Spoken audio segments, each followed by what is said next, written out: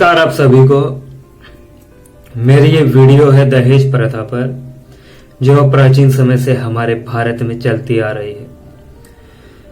अब भी यह दहेज की प्रथा हमारे भारत में लागू है। ना जाने ये दहेज की प्रथा हमारे भारत से कब और कैसे खत्म होगी। आज की युवा पीढ़ी की सोच भी इस दहेज को लेकर पहले के लोगों के जैसी ही है, जिसे आज इस प्रथा के लोगों ने, इस समाज के लोगों ने इसे एक नया ही नाम दे दिया है। जो लोग आज ये दहेज को तिलक के रूप में लेते हैं। बस फर्क सिर्फ इतना ही है कि पहले के लोग थोड़े में संतुष्ट हो जाया करते थे, लेकिन आज की पीढ़ी के लोग उन्हें जितना भी दे दो वो उतने में भी संतुष्ट नहीं है। आज की युवा पीढ़ी को दहेज में पैसा चाहिए, गाड़ी चाहिए और ना जाने क्या क्या चाहिए। अरे दहेज के लोभियों, एक पिता अपनी जिंदगी भर की कमाई आप लोगों को दे देता है और अपनी बेटी को भी आप लोगों पर सौंप देता है, और इससे बड़ा दहेज आप लोगों को क्या चाहिए। जब कोई लड़की पहली बार अपने ससुराल की ओर कदम रखती है, उस वक्त हमारे समाज के लोगों की नजर उसके लाए हुए दहेज पर होती है। यह तो सब कोई जानना चाहता है कि एक लड़की या एक बहू अपने साथ क्या क्या लाई है, लेकिन यह कोई नहीं जानना चाहता कि एक बेटी अपने पीछे क्या कुछ नहीं छोड़कर आई है। न जाने कब तक हमारे देश में दहेज के कारण कोई बहू या बेटी अपने ससुराल वालों के अत्याचारों को चुपचाप सहती रहेगी, और वो बेटी अपने ऊपर हो रहे अत्याचारों के बारे में अपने परिवार वालों को भनक तक लगने नहीं देती, क्योंकि वो भली भांति जानती है कि अगर मेरे माँ बाप को इस बारे में कुछ पता चला तो उसके माँ बाप इस बात को बर्दाश्त नहीं कर पाएंगे।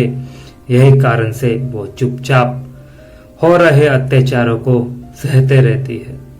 एक बेटी से बढ़कर अपने माता पिता को कोई भी प्यार नहीं कर सकता। क्यों भूल जाते हैं वो ससुराल वाले कि जिसे तुम अपनी बहू बनाकर अपने घर पर लाए हो, वो भी किसी की बेटी है और तुम्हारे घर की बहू है। सिर्फ दहेज के लिए तुम सब लोग मिलकर किसी की बेटी को ताना देते हो, उसे मारते हो, पीटते हो, उसका खाना पीना बंद कर देते हो। अगर इतने से भी तुम्हारा पेट नहीं भरे तो तुम लोग अपनी बहू को जिंदा जला देते हो। इस पूरे कांड में वो इंसान भी शामिल रहता है जिस पर भरोसा करके वो लड़की जिंदगी भर साथ रहने का उसके साथ सपना देखती है, और वही इंसान उस लड़की के सारे अरमानों पर पानी फेर देता है। वो भी उस दहेज की लालच में आकर उसे अपने हाथों से मार देता है। आखिर क्यों भूल जाता है वो इंसान जिस लड़की को तुम अपने हाथों से मार रहे हो, वो लड़की तुम्हारी वाइफ है, और अपना सब कुछ छोड़कर, अपना घर परिवार छोड़कर तुम्हारे साथ जिंदगी बिताने के लिए तुम्हारे घर आई है। क्या उस इंसान के उसे मारते समय हाथ पांव नहीं कांपते? क्या उस इंसान को अपनी बीवी पर जरा सा भी तरस नहीं आता? या वो भूल चुका होता है कि मैंने इसके साथ 7 फेरे लिए हैं और इसको आजीवन खुश रखने का वचन दिया है, और वही इंसान कितनी बेदर्दी से उसका कत्ल कर देता है। मैं इतना ही कहूंगा उन बहनों से और उन लड़कियों से जो दहेज के अत्याचारों से पीड़ित हैं।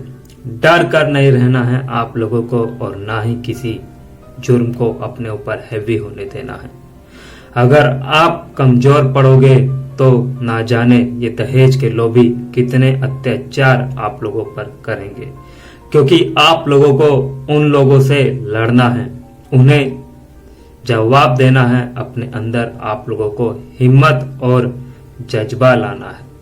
अगर आप लोग इसी तरह सब कुछ सहते रहोगे तो ये दहेज के लोभी किसी दिन आपकी जान भी ले लेंगे। आप लड़कियां ये मत भूलो कि आज हमारे समाज को आप लोगों की उतनी ही जरूरत है। आज हर एक नारी वो हर एक काम कर सकती है जो हर एक पुरुष कर सकता है, क्योंकि आज इस देश की नारी किसी आदमी से कम नहीं है। वो लोग उनसे भी एक कदम आगे निकल चुकी है। और मैं उन माता पिता से भी यही कहूंगा कि आप लोगों को भी अपनी बेटी को ऐसे हाथों में नहीं सौंपना है जो सिर्फ दहेज के लालची हो, नहीं तो आप लोग अपनी बेटी को खो दोगे। धन्यवाद। फिर मिलेंगे अगली वीडियो में किसी और टॉपिक के साथ, किसी और चर्चा पे।